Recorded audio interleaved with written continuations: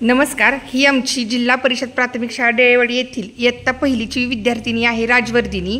तिनं इंग्रजी विषयातील वी वॉन्ट रेन ही स्टोरी अगदी छान समजपूर्वक वाचन केलेलं आहे.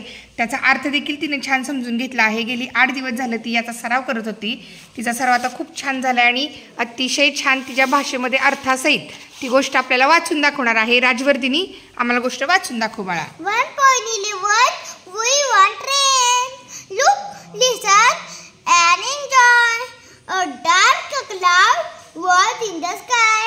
आकाशात काळे ढग होते. The peacock said, "Please rain, I want to dance." मोर म्हणतो की पावसा येणार आहे, मला पावसात खूप नाचायचंय. The fish said, "Please rain, I want to more water." मासा म्हणतोय की येणार आहे पावसा, मला पोहायला खूप पाणी पाहिजे.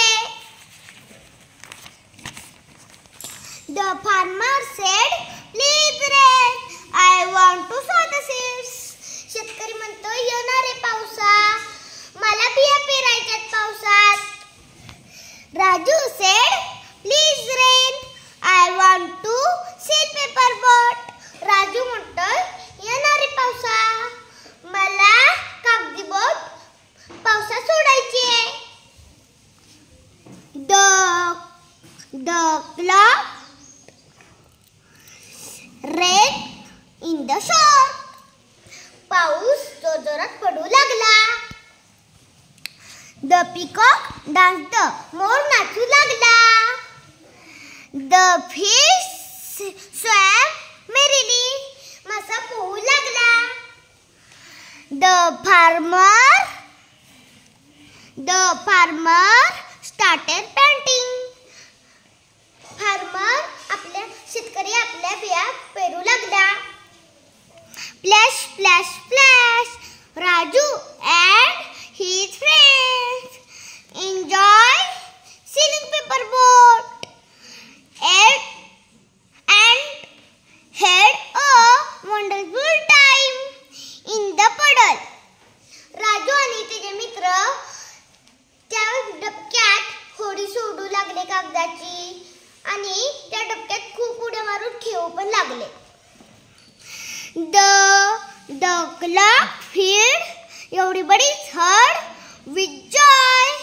It moved on all the children waved goodbye. काय ढग आकाशात दिंगून जात होते, सगळे तिला बाय करत होते. काय ढगांनी सगळ्यांचं मन आनंदात भरून टाकलं. खूप छान, सुंदर राजवर्धिनी. एकदा झकास क्लॅप होऊ द्या रे राजवर्धिनीसाठी. 1 2 3 स्टार्ट.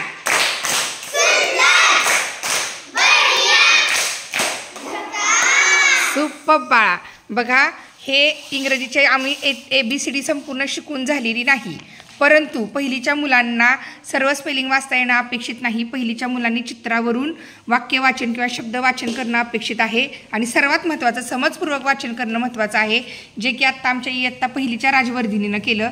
तिने एक ना एक शब्द चित्रावरून समजून घेतला आणि त्याचं वाचन केलं आणि मराठीमध्ये त्याचा अर्थही सांगितला आहे.